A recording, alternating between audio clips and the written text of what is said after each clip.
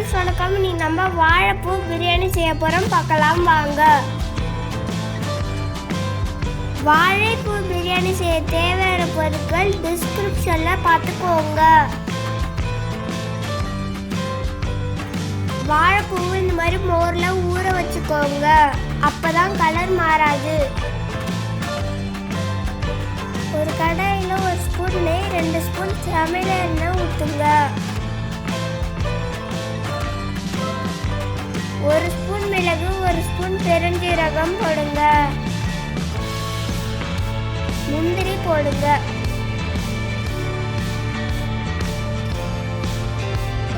எடுத்து வச்ச பிரியாணி மசாலாலாம் போடுங்க. நல்லா வறுத்துக்கோங்க.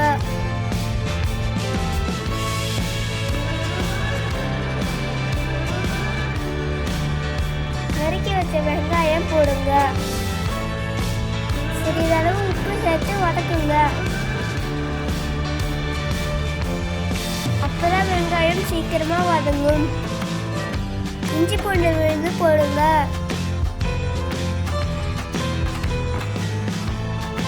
பச்சை வாசனை போகிற வரைக்கும் வதக்குங்க. 3 நறுக்கிய பச்சை மிளகாய் போடுங்க. நறுக்கிய தக்காளி போடுங்க.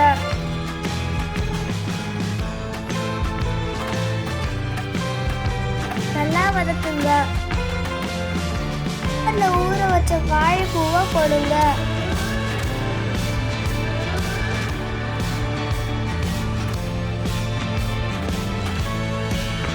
ரெண்டு ஸ்பூன் மிளகாய் தூள், 1 ஸ்பூன் மல்லித்தூள்,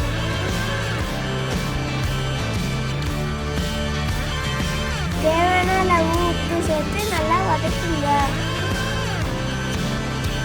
அதில் 1 கப் தயிர் சேர்த்துக்கோங்க.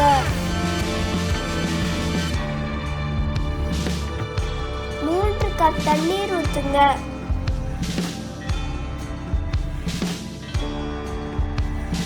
தண்ணீர் நல்லா கொதித்ததும் அரிசியை போடுங்க. நான் இதில் 1.5 கப் அரிசி போட்டிருக்கேன். இது மேலே கொத்தமல்லி புதினா இலைய போடுங்க.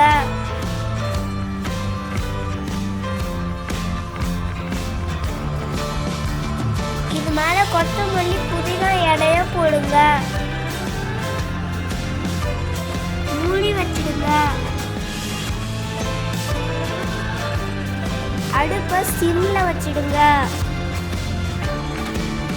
ஒரு 1/4 மணி நேரம் வேகட்டும்.